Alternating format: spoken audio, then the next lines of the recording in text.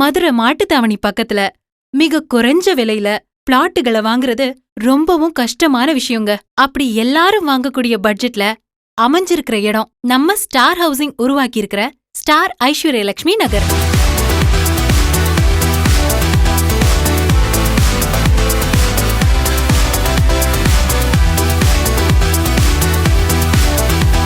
மதுரையிலிருந்து சிவகங்கை போற வழியில இருக்கிற கருப்பாயூரணில அமைஞ்சிருக்கு நம்ம ஸ்டார் ஐஸ்வர்யலட்சுமி நகர்.